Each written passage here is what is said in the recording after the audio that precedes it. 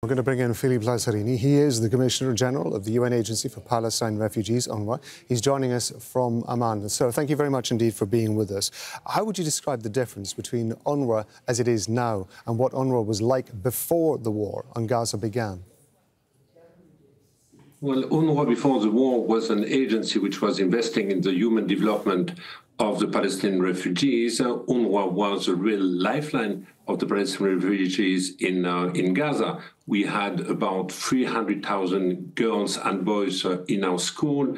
We were providing education at the primary level and secondary level. We had vocational training. We were offering job opportunity to a number of Palestinians. Basically, the agency was a glimpse of hope for the Palestinians. Today, we are in a life-saving mode. We are trying to adapt to this catastrophe. We heard it before on how Gaza has been flattened down into rubble. It has been basically the war of all the extreme, the number of people who have been killed, injured. It has been a war on children. Gaza has become a graveyard, in fact, for the Palestinian in general.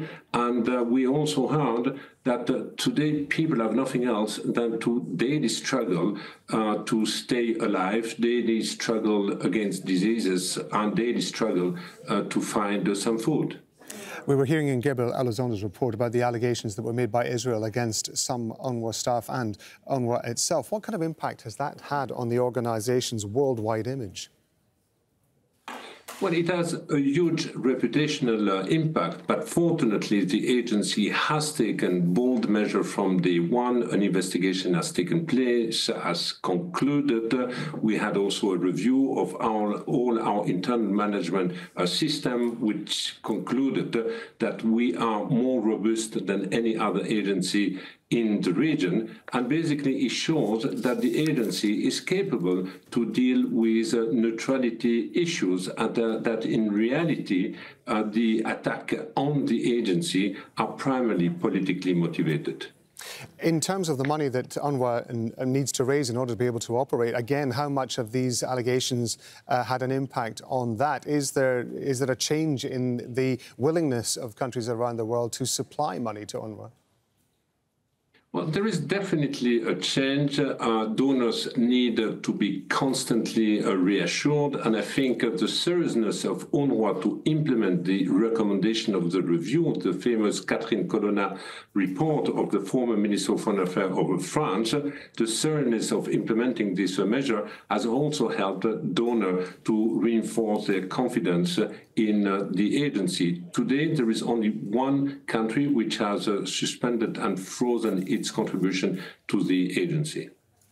We mentioned before that 222 United Nations aid workers have been killed. And of course, UNRWA relies heavily on local staff with local knowledge and local contacts to be able to operate. How difficult is it now, given the circumstances that UNRWA has found itself, not just, of course, in Gaza, but also in the occupied West Bank, and now, of course, looking northwards to Lebanon as well? How difficult is it for UNRWA to recruit people with that very vital local knowledge? Well, first of all, and sadly, the number of UNRWA staff killed is today at 226. There is no day without an increase of staff being killed, and this is a sad reality.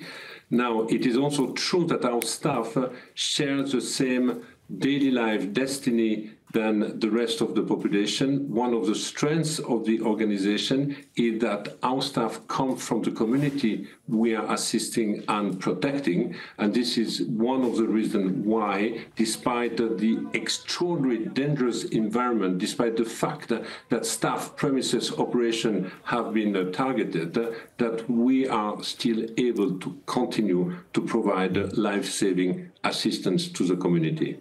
And Israel seems determined to either sideline UNRWA or have it shut down altogether. If UNRWA didn't exist, if it simply stopped tomorrow, what kind of effect do you think that would have on the lives of Palestinians, not only in Gaza, but in other parts of the region as well? Well, it would be a total disaster. It would first mean the sacrifice of 1 million children below the age of 18 in the Gaza Strip, but denying them education in the future, and this would certainly sow the seeds for more resentment and extremism. But politically, that would also mean that if Israel gets rid of an organization like ours in this region, that means any other country anywhere else in the world could do the same with a UN agency. And I believe this would open a Pandora box. It's very dangerous, and it would further weaken our common, I would say, multilateral instrument that we inherited after World War II. Philippe Lazzarini, we appreciate you being with us on Al Jazeera, so thank you very much indeed.